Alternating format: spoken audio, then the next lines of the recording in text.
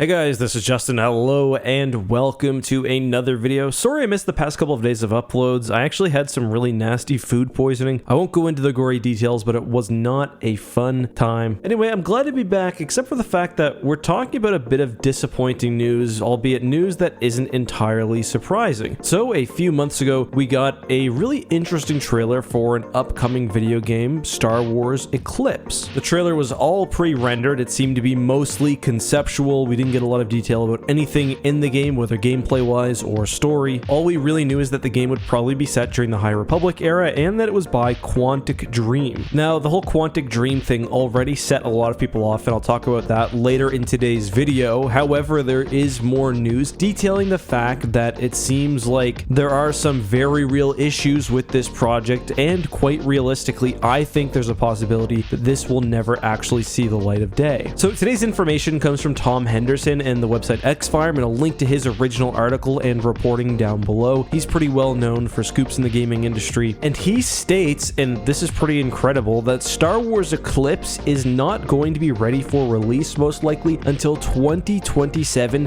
to 2028. With the trailer being released in December of 2021, that's 6+ years between initial trailer and release date. He explains, and this is something that I saw going around on Twitter when the trailer was initially released, that this is partially because trailers are in a way used not only as marketing material but also as essentially very high profile job postings. So you put out this fancy fully rendered Star Wars video game trailer with no gameplay footage. Everyone knows that there's a game being worked on, but it's not going to be ready for some time. But according to Hum's reporting, it seems like this tactic has not been successful and that Quantic Dream has had a very tough time attracting developer talent. This is something we've discussed in other videos. Right now, developer talent is at a premium. This is especially true given the sort of pandemic / post-pandemic era we're in, and I suspect that this is especially true for Quantic Dream. There's a whole nother side to this that I haven't touched on yet. Maybe I should have in the past, but Quantic Dream even getting a Star Wars title was seen as very, very controversial. You may have seen Blackout Star Wars Eclipse and other similar hashtags trending on Twitter, and this is largely because of David Cage, the head of Quantic Dream. Cage has been accused of several things, most notably I think facilitating a very toxic workplace, alongside other accusations of racism, sexism, homophobia, and more. Now, I have to admit, I've always struggled with how to deal with situations like this. When it comes to the Quantic Dream situation, I don't know a whole lot about David Cage. I also do see a game dev studio as more than just their founder, but I understand why the controversy is there, certainly. I mention this though because I do think it provides good context for why Quantic Dream, given its allegations of poor employee management, may be having trouble taking on new developers. So you've got a situation where a game has already probably overpromised more than it can deliver. You've got a controversial choice in studio and studio head, and we also have to look at what Quantic Dream is attempting to accomplish here. Star Wars Eclipse is supposed to be an action game that departs from the normal Quantic Dream experience. I personally have only played Detroit Become Human. I absolutely loved that game, but whether it's something like that or a Heavy Rain, Quantic Dream titles definitely have a very particular style. They are essentially playable narratives, and the rumor was that Quantic Dream